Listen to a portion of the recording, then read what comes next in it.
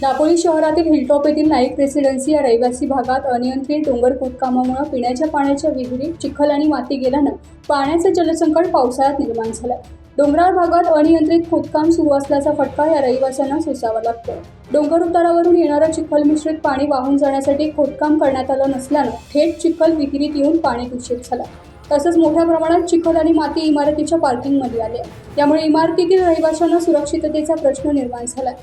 पावसाळ्याच्या दिवसात धोकादायक खडक आणि मातीची दरड कधीही कोसळून मोठी जीवितहानी वित्तहानी होऊ शकते, असं स्थानिकांचं म्हणणं आहे। तसंच आमचं पिण्याच्या पाण्याचे वांदे झाले असून प्रशासनानं सहकार्य करावं अशी मागणी येथील महिला वर्गानं केली आहे। या ठिकाणी आमच्या बिल्डिंगच्या शेजारी या ठिकाणी नवीनतम बांधकाम झालेलं आहे, खोदकाम झालेलं आहे आणि या खोदकामामुळे काय झालेलं आहे की त्या ठिकाणी असलेला जो नाळा आहे तो बुजला आणि डोंगरातून येणारं जे पाणी आहे ते पाणी या ठिकाणी रात्रीच्या पावसामुळे सगळं पाणी आणि माती दगड सगळे आले आणि या ठिकाणी असलेली जी विहीर होती त्याच्यातून आम्हाला पाण्याचा मोठा स्रोत होता, आम्हाला पाणी मिळत होतं, तर ती पूर्णपणे ढासळलेली आहे। आम्हाला आता पिण्याच्या पाण्याचा मोठा प्रॉब्लेम झालेला आहे, मोठा प्रश्न निर्माण झालेला आहे।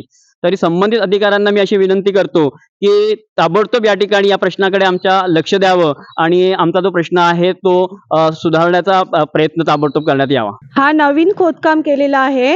4 महिन्याआधी जेव्हा त्यांनी खोदकाम केली तेव्हाच आम्ही बोलले होते की इथे नाला जो आहे पाणी जाण्यासाठी तो तुम्ही बुजवू नका, त्याच्यामुळे आम्हाला आता धास्ती आहे। त्या पाणी जो जातोय त्याच्यामुळे ही विहीर आहे ती बुजली आहे। आता आमचे पाणी पिण्याचे वांदे झाले आहेत आणि पाणी सुद्धा पूर्ण आमच्या पार्किंगला आहे।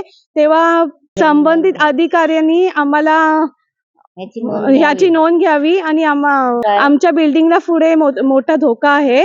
तेव्हा आम्हाला लवकरात लवकर इथे नाला परत बनवून द्या बोलायला नाला परत बनवून द्यावा आम्हाला आणि आम्हाला हेल्प करावी। टाइम्स डिजिटलला लाईक करा, शेअर करा, सबस्क्राईब करा आणि बेल आयकॉन दाबायला विसरू नका। Times digital.